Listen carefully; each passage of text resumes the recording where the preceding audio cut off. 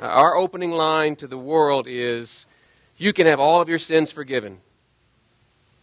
That's our message, because that's what we found. And somehow we get it confused, somehow we mess it up, somehow we turn it into something else, and yet we have the greatest message.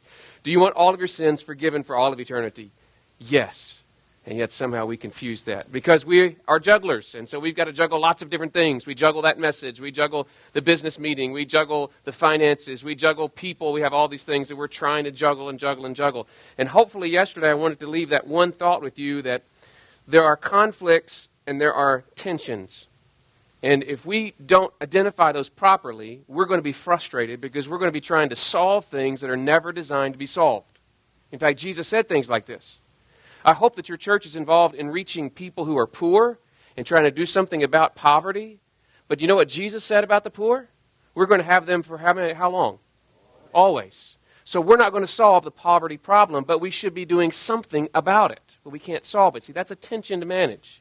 You're going to be in a church where sometimes the people in your church are going to go, man, you're preaching, I've just got to go someplace to be fed, because your preaching is not deep. It's not strong enough. And so I've got to go someplace that my preaching can be fed. And then there's going to be other people in your church going, I don't understand what you're talking about. Can you bring it down on my level?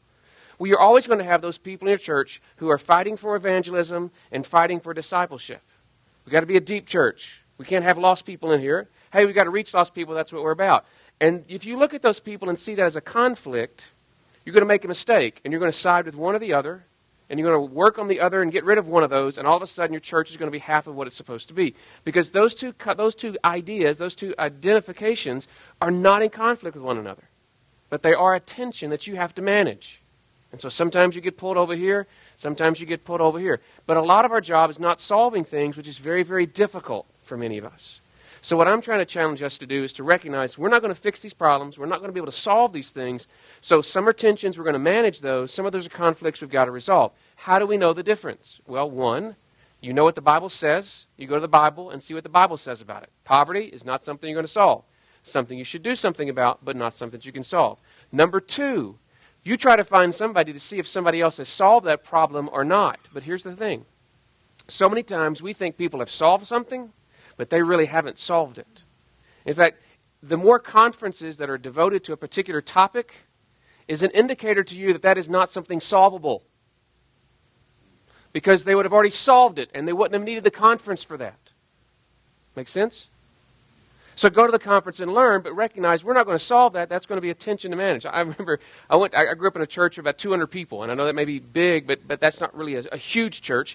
And I went on staff at a church that ran over 2,000 people, and I thought when I got there, these people know what they're doing. That's what I thought when I got on that church staff. These guys are smart. They've been able to figure it out, and we show up at a church, and it's a wonderful church, but they were more confused than what we were as a church of 200 people, because nobody has it together. Please understand that. Dave is so right. Nobody's got it together. If they've got it together, they're not juggling enough. Because it's all about us being beyond ourselves. And here's the question, though.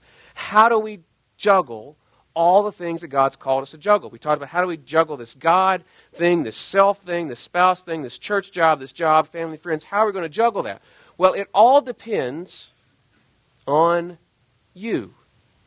On how you juggle that. So here's what we're going to do. We're going to do some homework this morning, paperwork. Hope you got a pen, pencil, mascara, something like that. Miss Jeannie and Miss Kendra, we'll send our Vanna Whites out there. Don't they look nice today? We'll send our Vanna Whites out there, and I'm going to ask you to do some paperwork. Hopefully you have a pen or pencil, because you're going to do something this morning that you're going to go, I don't want to do this. That's okay. That's okay. That's okay. I had to do things this morning that I didn't want to do because my wife asked me to do them. And so I did that this morning. I was stealing rocks this morning, and so I was doing that. So here's what I want you to do. I want you to have a piece of paper.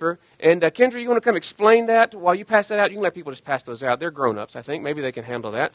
And can you explain to us? Yeah. Can you explain what we're going to do this morning? We're going to do this really fast, very quickly. You've probably done this before. Just humor me. Just pretend like you care. Just pretend like you want to do this. Pretend like you want to be here. All right. So we're looking at this paper as it's coming back to you. It's going to have different columns, a column 1, a column 2, column 3, column 4. And for each one of those little blanks, besides each one of those little characteristics, you're going to put a number, a 0 not at all, 1 somewhat, 2 mostly, or 3 very much. So for example, on column 1, It says you like control. Yes, I do like control. He's a 3. Yes, very good. Much. That's exactly what I So if am. you're not, it's a 0 or whatever number you want to in between. Don't think about it very long. Just put your first quick answer that you think of for each of those little blanks. When you get to the bottom of Roman numeral 1, then do that total number. If you need to get your calculator out on your phone, you can do that. I had some pencils. And then once you get that total, put it on the scale down below where the Roman numeral 1 is 0 to 60. So you should have a number after you've finished your little numbers on the left with the little blanks. Then down in the bottom, you should have a number for each Roman numeral 1, 2, 3, and 4, a total.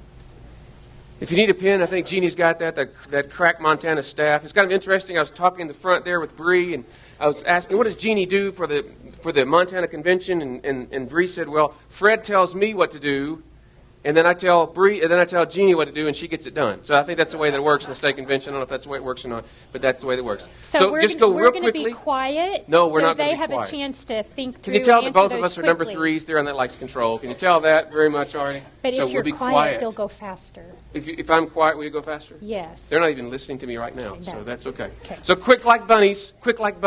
Bunnies aren't fast. Bunnies are fast. No. Bunnies are very fast. So just go down the column. Do I like control? 0 to 3. I think I explained it well. Yeah, but they weren't listening to you, were they? They're already working on Okay, it, all right, so I'll be I've quiet. explained it very well. There were no hands or no frowny eyes like I don't understand. Okay, all right. You're not doing this, though. I wanted you to do this, too. Do you have a pen? And don't you need to do it too? I've already done it. Oh, okay. I'm advanced. All right. So I did that. And I had pens or pencils, but they disappeared. So I don't know where they're. Just quick. Don't take a lot of time. Oh, Kendra, here was your sheet. I had saved a special sheet for you.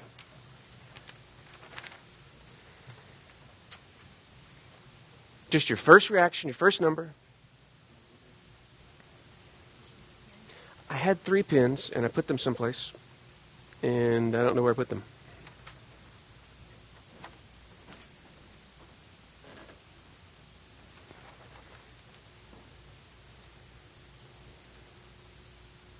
Yeah, there you go.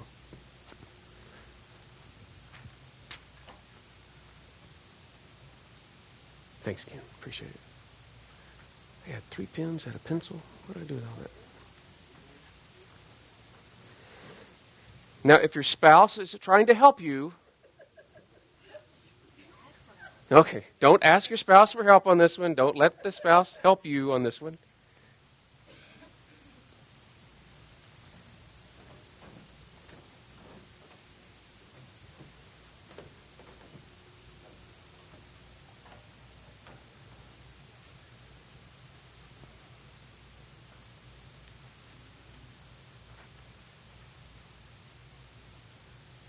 Greg, you're going to edit all this out, right? All this dead time in the video. Okay, all right, very good. Because I don't want to dance or anything like that. Because I gave away the hula hoops, or if I had those, I'd be using those. But I don't.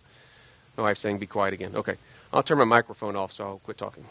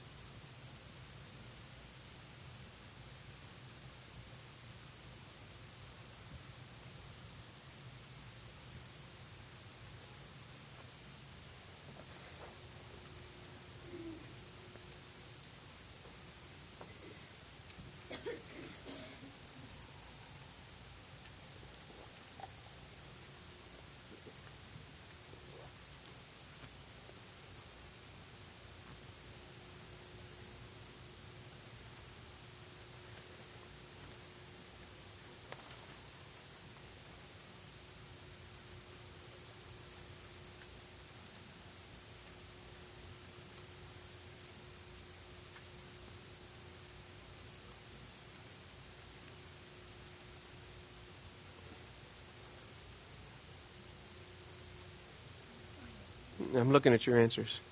Okay, all right. I'll look at Jeannie's answers. Okay, just want to see.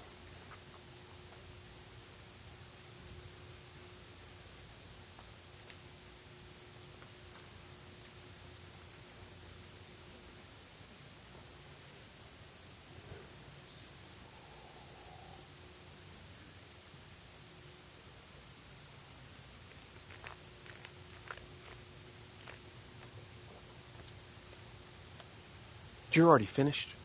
Wow. Oh, okay. Not what you expected. No, I didn't expect anything. I try to lower my expectations. That's what I try to do. Yeah. If mom and dad don't expect anything more than a C, then you're good. My wife's going, shh. Okay, sorry.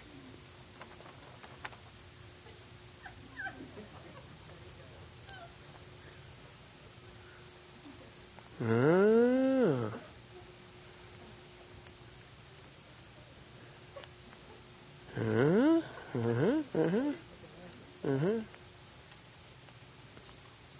Oh, okay, okay, okay, okay, okay, okay.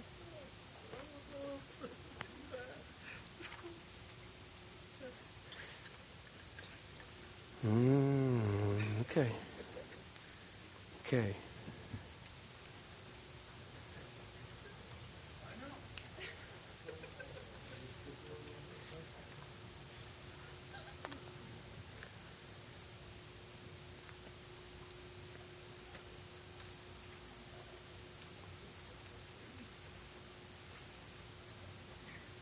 What does this mean?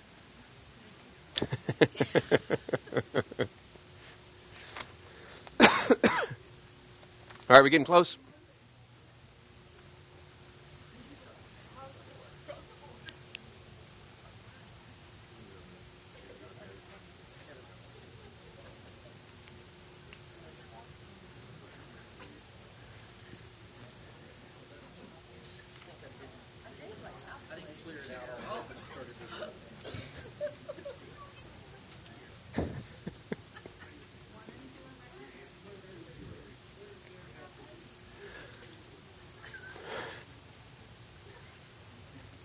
We almost there?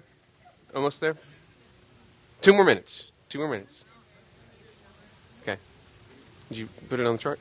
Oh, am I supposed to? I didn't explain that. Yeah. If you add up all your numbers, you can make it on a chart on the bottom. So if you want to transfer your total number on 1 to the column on number 1 in the little chart, go ahead and chart it in there.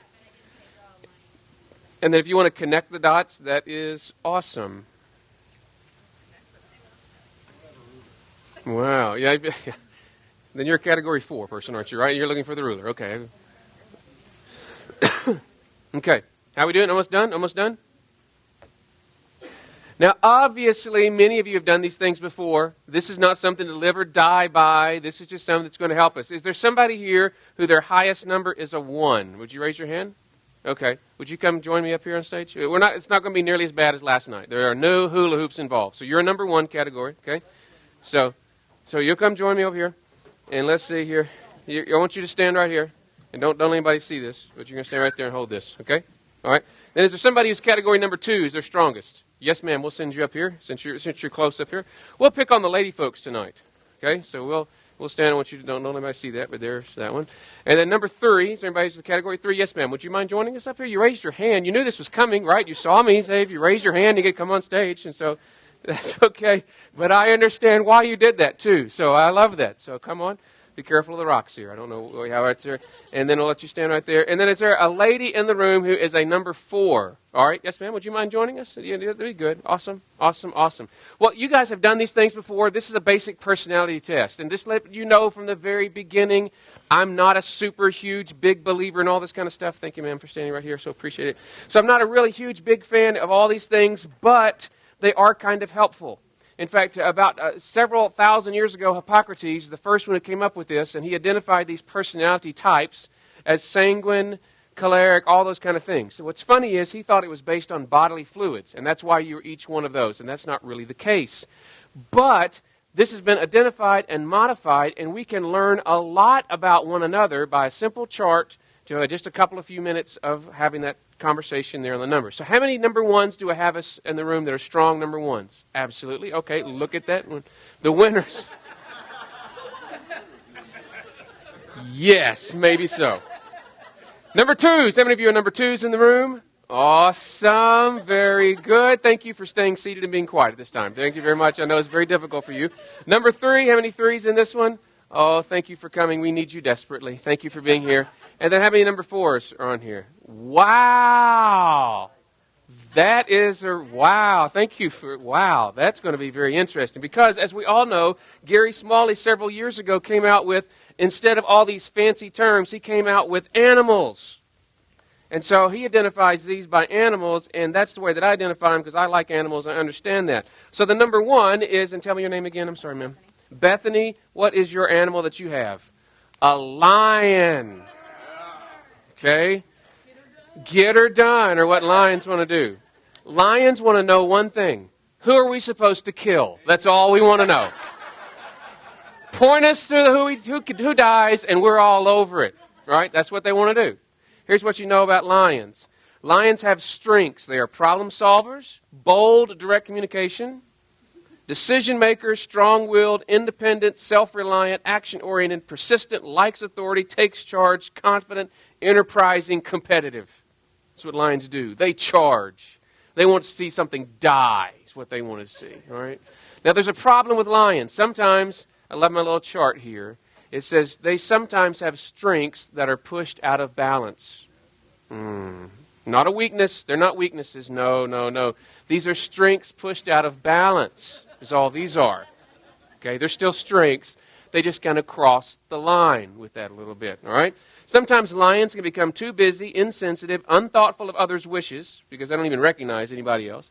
Stubborn, avoids people in seeking help. Inflexible, relentless, unyielding, too direct or demanding. They are pushy, impatient, do it now, cocky, overlook feelings, big risk, cold-blooded.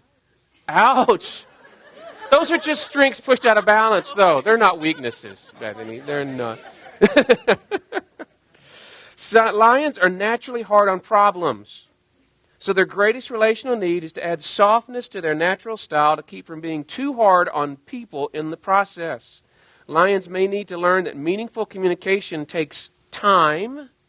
They need to slow down and discuss decisions with others, not simply charge ahead on their own.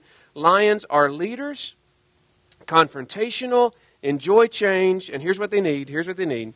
They need personal recognition and direct answers. That's what their needs are. You're such a good lion. Okay, see, that's all she needed right there. Okay? And then she wants answers. She asks a question, she wants an answer. Right? Not a conversation, not a group hug. She wants an answer. Okay? Got it? Are you married to this woman? No. Okay, all right, very good. You're married to this woman. Okay, all right, very good. So this is not, is that who you are? That's who I am. Okay, awesome. It's good that you're not married to her, because that could be a problem, okay? That would be a problem. And we'll talk about, in many ways. And we'll talk about that tomorrow, okay? We'll talk about some of this problem. So this is the lion. Do you feel like you're a lion, kind of? I'm very close to. Okay, you got a couple of little... I'm like 3 points away from. Ooh. Okay, and what is this one? What is your animal? This is the otter. Okay? This is the otter. And here's what the otter wants to do. Is everybody having fun? That's what the otter wants to know. Is this fun? The lion, who do we kill? Right? The otter's like, are we having fun while we're killing something? Is this fun for everybody? Because it's all about the fun in this one. All right? Here's the otter. They're enthusiastic. They take risks. They're visionary, inspirational, fun-loving, infectious laughter, motivator, promoter, initiator, energetic, friendly, group-oriented, likes variety, enjoys change, spontaneous, enjoys creativity, new ideas, future-oriented, optimistic, great social ability. They love people, right? And they want people to have fun. Because that's what life's about. It's about having fun. Well, it doesn't matter what we're doing. Who cares? We'll make it fun. We're broken down the side of the road. Hey, let's turn this into a party. Right? Is that close? That's close. Okay. Let's have fun. Let's just do this. And the lion's we got to kill somebody because we got to get this car back on the road. Who dies? Who can we wrap around the wheel so the wheel keeps moving down the road? Because that's what we got to do. And the otter's like, hey, we're here. Let's have a great time while we're here. We don't care where we're going. This is fun. Let's stay here. Right? Okay. But there are some strengths pushed out of balance as well on the otter. Sometimes they can be overbearing with their funness, especially those of us on the further end of this row over here. We'll get to it in just a moment. They can be dangerous and foolish because they're just looking for fun, right? They're sometimes the person who jumps first. Hey, that looks like fun. Ah! And they go in there. Okay?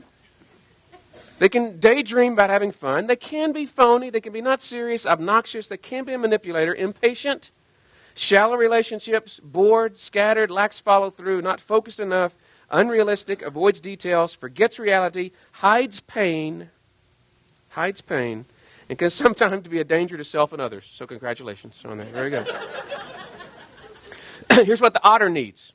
The otter is one of the greatest relational needs for the otter is to be more of a follow-through person. Otters tend to make all kinds of promises and think that all things are possible.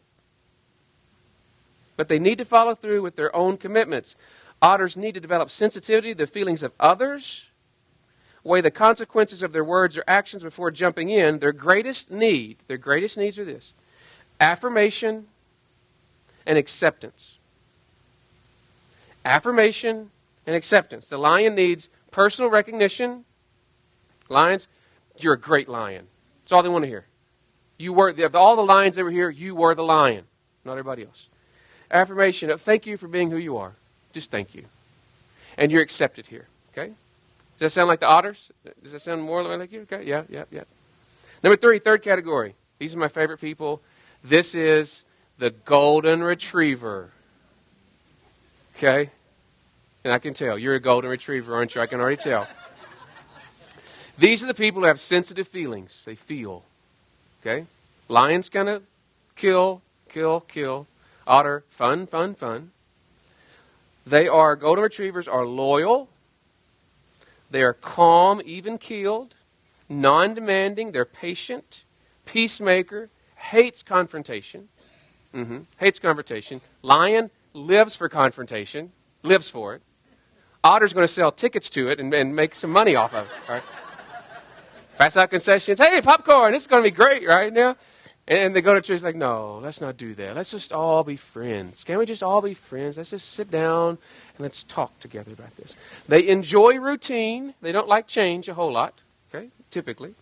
They are warm and relational. They're accommodating. They're sympathetic. And they're great listeners. They listen. They like to listen. Their strengths, though, that are pushed out of balance are this. They can be easily hurt because they're feeling all the time. They can miss opportunities. Well, somebody else ought to go first instead of me. That'd make them feel better. They lack enthusiasm sometimes. They can be a pushover, taken advantage of. They can miss honest intimacy because they're never honest. Because their honesty may hurt somebody else's feelings. So they don't share how they really feel. They stay in a rut, not spontaneous, fewer deep friends, too indecisive sometimes, holds on to others' hurts or pains, and attracts the hurting. Attract the hurting, because people want to tell you how they're hurting, and the lion will have nothing to do with that. We should kill those people is what we should do. That's what we should do. The otter is, quit being such a bum about this thing. Grow up, let's have fun. Let's have a party, all right? And the only person that will listen to somebody with a hurt needs that golden retriever. And that golden retriever, yes, I'm sorry. You're right. And they just stand there. And so they attract hurting people. Lions repel hurting people. In fact, hurting people feel like, hey, I'm hurting. They're going to pick me out of a crowd. And they're going to take care of me because I'm the slowest antelope in this whole thing. And so I'm not going over there. And all the broken antelopes come over here. And the golden retriever is like, oh, thank you for coming. We're so glad you're here. We love you so much. And they're there. Here's the thing about them. Golden retrievers have an eagerness to please others, and so they have a hard time saying, no. She even had a hard time with that right there. No. Okay, yes. I have a hard time saying no. They always say yes, because they don't hurt anybody's feelings. All right? Therefore, their greatest relational need is to set limits and boundaries essential for their own well-being. Further, retrievers need to practice confronting others. They need to turn their ability to feel deeply about negative things into a positive step, one where they think and act decisively. Their greatest need is this: security and an agreeable environment. Security and an agreeable environment. Okay? Does that sound close to some degree? Yeah, she's not going to change her. She's going to agree with me because she doesn't want to hurt my feelings. All right? Even if I was totally wrong, she'd go, yes, you're right. That's so nice. Thank you very much. That's what she would do, because that's just who she is. And God bless the golden retrievers. I love golden retrievers. Can you tell that I am not a golden retriever? Can you tell that? And then fourth and finally, my favorite of the group, this category right over here. And who do you have? A beaver. A beaver. Now, why do we call these beavers? Because they are perfectionists. They are detailed. They enjoy instructions. They actually read the instructions. That's what they do. In fact, they will actually read them several times and do that. They're accurate. They're precise. They're consistent, predictable, controlled, reserved, orderly, practical. Practical. Does this make sense? Sensitive. Amen. Thank you. Conscientious. They're analytical. They're discerning, and they're quality control. Problems can be too controlling, have a hard time finishing because they can't make it perfect, and so that demotivates them. I can't get this perfect, and so I slow down. Too critical and too strict. No spontaneity or variety. They can be boring, too serious, stuffy, rigid, not adventurous, stubborn, too inflexible, lose overview, too negative of a new opportunity, and they may work slow. Since beavers tend to be extreme in their thinking, it's important for them to realize that nothing is ever as bad as it seems. The beaver walks in, the coffee maker doesn't work, the copier's broken down, and they say, we're all going to die. That's what they say. The world is over. There's an asteroid coming. This is what happens to the dinosaurs. It's happening to us now. That's what they think. Or, nothing is ever as good as it appears. Because once the beaver has figured this out, he thinks this is going to solve the problems of the world. It's going to be a better place, and this machine, this software is going to solve it. And it never really does. So they have to stop making everything a catastrophe in the beaver's thinking. Instead, they've got to be more relaxed. Okay, thank you. And she'll do that because she's got to do it orderly, so she'll follow along. Let some things remain unfinished or undone. Letting go of the need to have everything exactly right is important for a beaver. They must learn to turn negatives in their life into positives. Their greatest need, here's the greatest need of a beaver, is exact expectations. Because here's what you want to know. What do you want done? And I'll go do it. But you got to tell me exactly what you want. Don't say, because I happen to be this personality type for the most part. He doesn't look like I am, but I am this personality type. And so my wife will send me to the store, and she will send me and say, okay, go buy some toilet paper. And then I go to Stuff Mart, and I look, and there's a whole aisle of toilet paper. Is this right? Because you can get fluffy and extra large and extra small, and this kind of stuff. And the beaver see, she's been there. She's been there. 4 rows, 6 rows, 8 rows, 12 rows. How many sheets? 2, see? See what I'm telling you? With just this little simple thing, you know so much about people with this, because we just want to know. We want to get it right. We want to get it right. We want to make sure. They think, okay, good. I'm not saying this is good now, okay? Let me just remind you, okay? This is just one of the personality types. It's the one that, and I know, and we're together on this. We are right, but they don't want to know that, so we got to keep moving. So they want to get it right. They want to make sure that everybody feels good about it. They want to make sure everybody's having a party, and this person want to make sure we get there. Okay? Thank you, ladies, for your sharing on that this morning. I appreciate it. Just set those down for me. I appreciate it. Now, here's what's strange about this. Here's what's strange about all this. And we're going to talk more about this tomorrow. So what I want you to do, got it, thank you. What I want you to do is bring that tomorrow, because we're going to talk about the interrelationship with how you have been designed with the person that you happen to have married and how they're designed. Okay? So come back tomorrow with that. Either take a picture of this on your phone so you have it, or remember it, or bring your sheet back tomorrow, because that's what's going to be very interesting is the interplay of this. Here's the thing that bothers me, because I'm a beaver personality, but here's the thing that's true. God designed you in this manner for a purpose and a reason. And none of this is right, and none of this is wrong. It's just that we're going to have different kinds of challenges based on how God has wired us up. See, in this world, we don't get to choose whether or not we're going to have problems. But a lot of times we can choose what kind of problems we're going to have. And some of those problems are going to be easier to solve or easier to manage based on our personality than others of these. Now the truth is, none of us are any one of these strictly. We're a mixture of these things, right? And your mixture is particular to you. It's your design. And in the Bible, it teaches us this, and yet sometimes we don't recognize the context. Oftentimes, we'll look at this verse, these verses, and it seems to us that these are verses that are only used for the pro-life movement. That these are just verses that talk about babies. This is not the truth. These verses are that go with us the rest of our life. Here it was. To the choir master, a psalm of David, O Lord, you have searched me and you have known me. You know when I sit down and when I rise up. You discern my thoughts from afar. Does he not do that for us? You search out my path, and my lying down are acquainted with all my ways. Even before a word is on my tongue, behold, O Lord, you know it altogether. You hem me in, behind and before, and you lay your hand on me. Such knowledge is too wonderful for me. He's processing this. The psalmist is processing this. It is high. I cannot attain it. Where shall I go from your spirit? Or where shall I flee from your presence? If I ascend to heaven, you're there. If I make my bed in Sheol, you are there. If I take the wings of the morning and dwell in the uttermost parts of the sea, even there your hand shall lead me, and your right hand shall hold me. If I say, surely the darkness shall cover me, and the light about me be a night, even the darkness is not dark to you.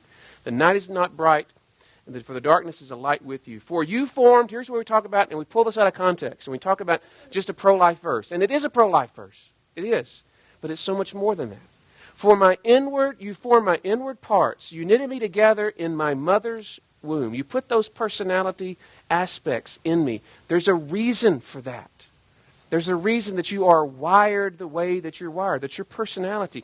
It is so important of who you are, but it changes everything about the way that you approach ministry based on who you are. And sometimes it may even change the type of ministry that you do. I'll talk more about that in a minute. For I praise you. You knitted me together in my mother's wombs. I praise you, for I am fearfully and wonderfully made. Wonderful are your works. My soul knows it very well. My frame was not hidden from you when I was being made in secret, intricately woven in the depths of the earth. Your eyes saw my unformed substance. In your book were written, every one of them, the days that were formed for me, when as yet there was none of them. How precious to me are your thoughts, O God, how vast is the sum of them. If I would count them, they are more than the sand. I awake, and I am still with you. Psalm 139. Now here's the challenge for us. God created you to be who you are, but He's not done with you there. See, I struggle in ministry a lot because my personality is a beaver personality who wants to get everything right. And we cannot get everything right. Because of my role and my responsibility, I am a beaver who has to dress up as a lion. Now just think about the imagery of that sometimes. Got a little beaver there, he's got a little stick over here, and he's got a little stick of a paw, and he's over there, and he's trying to go roar, and nobody's listening to him. Right? Because he's just roar, and nobody gets it. But I have to play that role in what I'm called to do.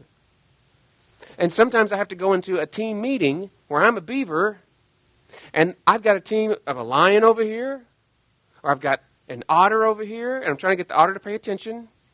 Okay? Trying to get the lion not to kill anybody while we're here. And the golden retriever is just trying to help me out. But hey, you're really a good beaver. That's really good. That's very nice. And so we're called into these roles and functions, but it's a challenge. And because I'm a beaver type personality in ministry, it's been hard for me because the only thoughts that I've seen in ministry growing up was that I saw and thought that most pastors are supposed to be the golden retrievers. That's what I saw growing up in church. That the pastor's job is to more or less be a chaplain who runs around, and this is wonderful, it's not bad, the same from my perspective, it's a challenge for me, but who runs around and cares for people and worries about them and goes to the hospital and is, I wonder how Sister Bertha is doing today. How's Sister Bertha? And then I know Fred's going, and so we're thinking about all those kind of things. And we're rushing over there and providing care for them, and we're chaplains. I saw that as a role in ministry, and I saw that's what pastors do. And when I try to line up who I am with that, I fail miserably because I can't do that for very long. There's another personality test. If you've never done it, it's called Servants by Design. It's about $45, so it's expensive. But it lays out this in a greater detail. And one of the things it talks about is that we all have to go into the attic of our personality. I don't know, it sounds like it gets hot here, but in South Arkansas, where I grew up, in the summertime, we stored things that we don't need on a daily basis in the attic, right?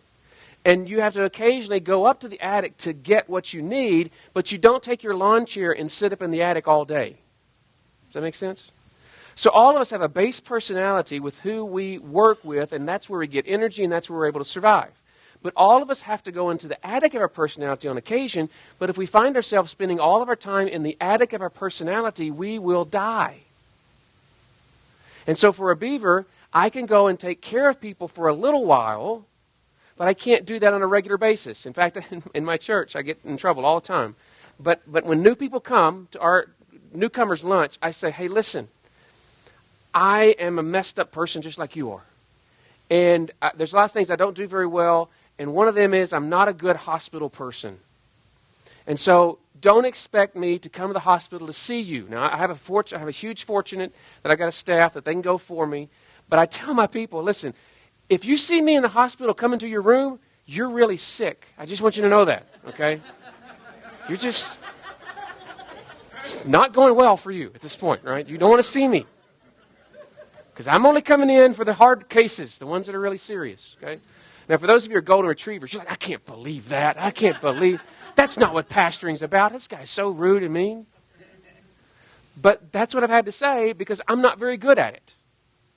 I'm not very good at it. I've got staff who you will feel so much better after they've walked in the room and you've been in the hospital because they're going to love on you and care for you. Here's my hospital ministry. I walk into the room and I put on my weight on my left leg and I stand for and talk to you. That left leg gets tired. I switch to my right leg over there.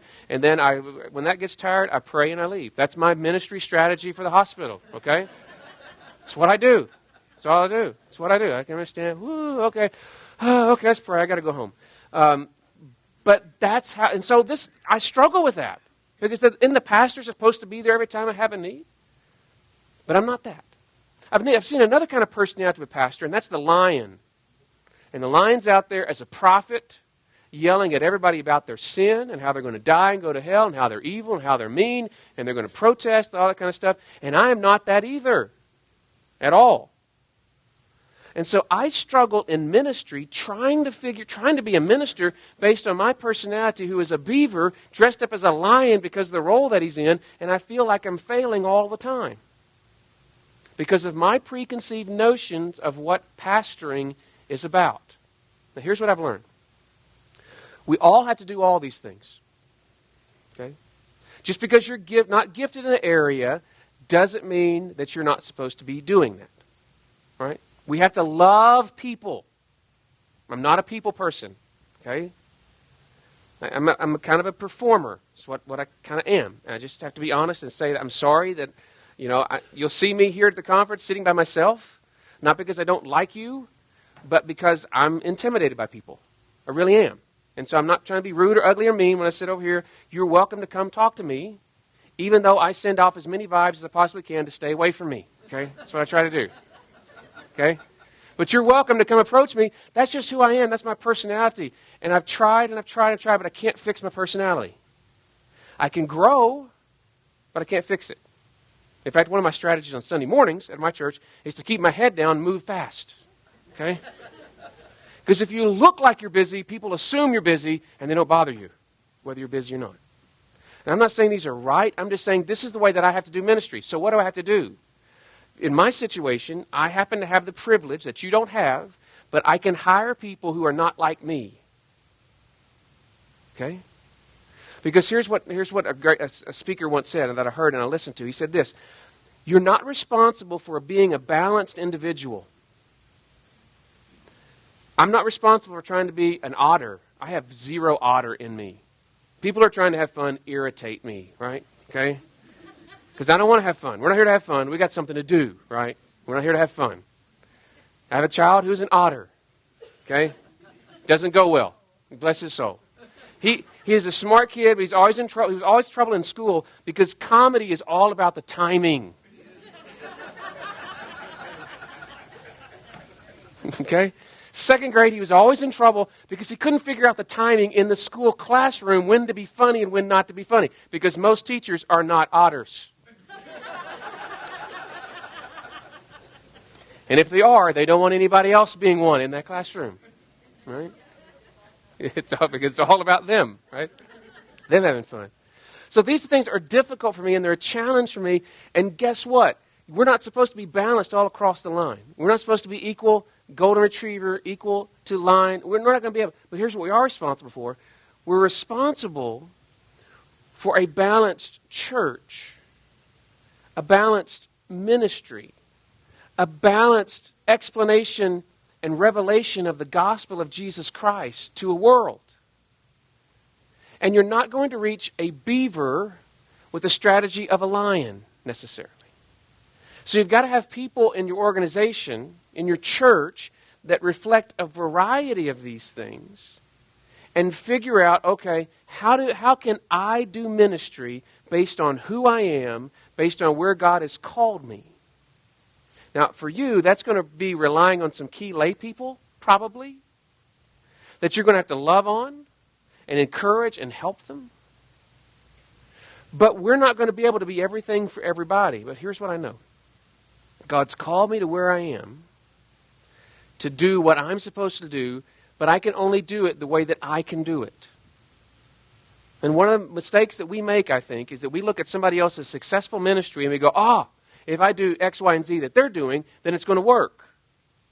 Maybe, but it may not work because the context is different and they are different. So what I'm trying to say is this. You have a responsibility that God has given you not to organize a church and a ministry based on somebody else, but based upon you. As the leader of that church, that ministry, that facility, whatever it is, you are called to lead that not based on how somebody else would do it, but on how you are able to do it to get the mission accomplished. Because it's all about the mission being accomplished. And so for me, I have to do some different things. Because I can't do it like you guys can do it. I can't. Now, here's what I also know about God. Sometimes He's going to send you to environments where you don't fit so that you'll learn to know where you do fit. But you're still supposed to be faithful there until God moves you to someplace else. And so you may have to live in the attic of your personality for a year or two to learn and to experience that so that if nothing else, you can go, wow, not going to do that again. Wow, I'm going to ask that question at that next search committee. Because you know they're lying to you, right? That search committee, they lie through their teeth to you. And guess what? You're lying through your teeth to them. Because you're saying, yes, I've got it all together. Yes, I can do these things. But these are processes that learn because God is not finished with you yet. He created the way that you are, but He's not finished with you to get you to where He wants you to be. So you've got to go through this process of learning and growing and developing. The first church, and I don't know if you were like this or not, but I got out of seminary and schooling thinking that I was the next Billy Graham. I think we all used to think that. And I got into my first church, and they did not recognize my gift as Billy Graham. They didn't see it. After about a year and a half, I was about ready to quit and go sell cars. And could I go sell cars? I don't know. I'm pretty honest. So maybe I can, maybe I can't. I don't know. But I learned I'm not going to do that again. See, my goal is to make new mistakes in ministry. I don't want to keep making the same old mistakes. I always want to make a new mistake. But I'm always going to make mistakes. So that first experience with me told me, wow, I'm not going to be good at that. So I go to another ministry area, and the first ministry area left me finished going, I can't do anything in ministry. The next ministry position that I got into, I'm thinking, okay, I can do nothing again. I can do something. I start with, I can do anything, I can't do anything, and then finally, maybe I can do something under God's power based on who I am, doing what I'm supposed to do. And it took my third real church ministry experience before I ever actually began to be effective in any way, shape, form, or fashion. Because I've got to learn about myself. And what I've learned about myself is I am very weird. That's what I've learned about myself. You know that already. You don't need to make me give that test for you. But I've done more research in my personality, and according to some of those Myers-Briggs things, have you ever any of those kind of things? My personality is like that 2% of men have this personality.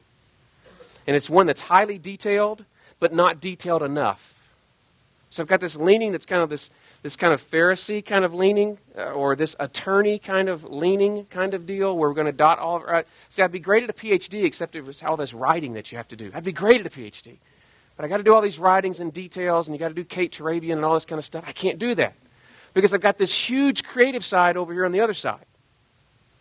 So I'm this hugely detailed, hugely creative person, but there's a huge gap in the middle that, guess what? I miss completely. And so it forces me to have other partners in ministry to accomplish what he wants to be done in that particular area. So here's what I want to say, and then I'm done. We'll take a break. You're not messed up any more than anybody else is messed up. Okay? Have a tendency to say, you're special, just like everyone else. Right? It's one of my catchphrases. But your ministry and what you struggle with is not different than anybody else in this room, but it's completely different. Does that make sense? We're all struggling with how God has wired us because he doesn't want to leave us there. He wants us to move forward, but we're never going to have it together, and we're always going to face challenges based on who we are. We have been a fast-growing church. We're plateaued now. It's driving me crazy because I'm a beaver lion. And by the way, that is a dangerous combination to be a beaver lion. Because the beaver lion will kill somebody and they'll never find the body. Okay? The lion will kill it, leave the body there, going, yes, I did that. The beaver goes, no, I don't know what happened to them. I don't remember seeing them. No. No. It's dangerous. People ask me in my church, what's the biggest problem? We have a parking problem, we have a building problem, and I always say this, the biggest problem is me as the leader. Because I'm not in charge, but I'm responsible. And you'd better figure out how to do ministry based on who you are, not on somebody else's ability, not on somebody else's strength, because God didn't call them there. He called you to be there. So from who you are, you're not responsible to be balanced. You are called to be responsible for a balanced church. So how are you going to do that? How are you going to lead your people to do that? Based on you. Don't try to model your ministry after me. Don't base your model on Fred. Don't base it on Andy Stanley. Don't base it on anybody else. Base it on who you're called to be in your setting, responding, because you have been fearfully and wonderfully made. And that's not just to keep a baby from being aborted. Although it's definitely there, and it's definitely true. It's also designed to keep us in ministry based on who we are to serve him. Let me pray for us. Lord, I saw a lot of people in this room who claim to be a beaver-type personality. And for the struggles that brings for senior leadership, Father, I know that burden, I know that difficulty, and so I pray that you would encourage them. Because it seems like ministry was built for golden retrievers. It seems like ministry was built for the lion. It seems like ministry was built for the otter, that's making sure that everybody's enjoying themselves. And yet, Father, the truth is that it takes all of those types to fully reflect the gospel to people. And we can only be a small portion of that. We can only be a little tiny sliver of that to others around us. And Father, forgive us when we beat ourselves up for who you created us to be. How silly is that?